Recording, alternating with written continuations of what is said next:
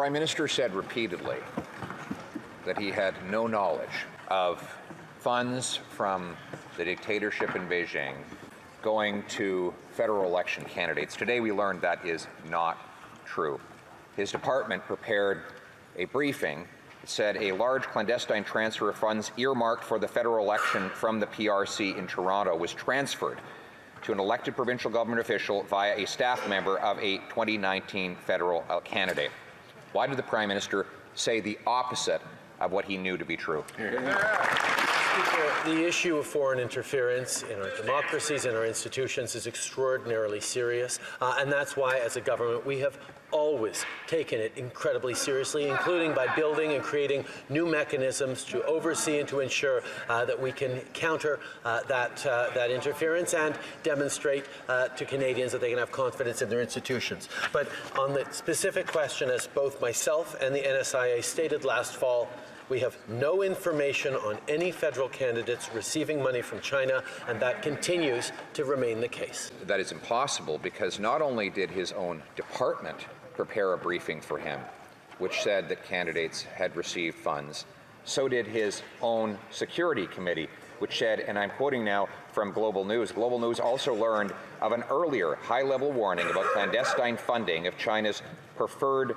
candidates that came from a bipartisan panel of parliamentarians 2 months before the 2019 election. That so-called bipartisan panel is the Prime Minister's secret committee. They report to him.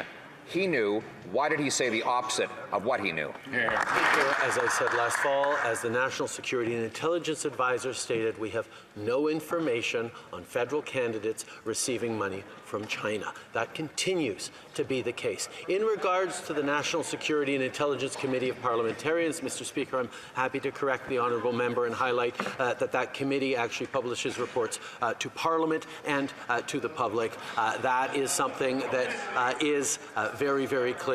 It's a committee of parliamentarians that get top secret clearance so they can look at everything our intelligence committees do and then report back to our Parliament. The Prime Minister stated another falsehood. He said it reports to public. Many of its findings are not reported to public. And second, Section 21 of the Act that creates that committee states that its reports go to the Prime Minister. They have to go to the Prime Minister. And he is the one that decides what becomes public thereafter. Therefore, he knew when that committee reported that candidates received money directed by the dictatorship in Beijing, and yet he has been and continues to say exactly the opposite. Why? Mr. Speaker, parliamentarians can now go to the Library of Parliament or go online and see reports from the National Security and Intelligence Committee of Parliamentarians that were released publicly to them.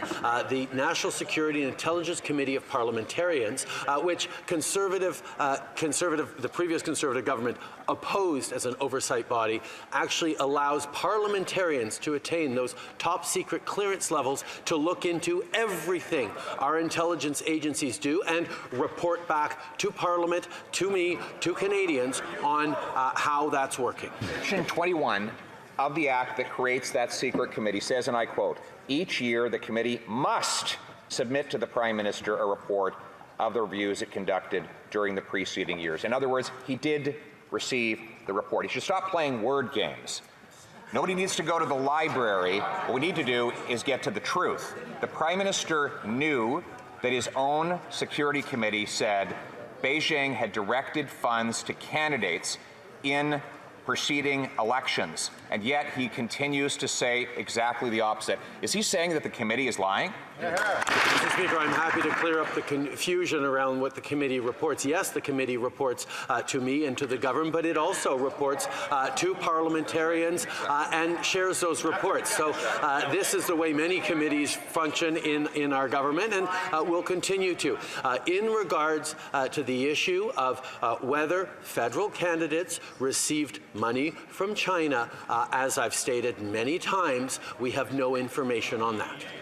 We all agree the Prime Minister has seen the report. Well, this is what Global News says of the report. Global News has learned of an earlier high-level warning about clandestine funding of China's preferred candidates that came from a bipartisan panel of parliamentarians 2 months before the 2019 election. China gave money to its preferred candidates.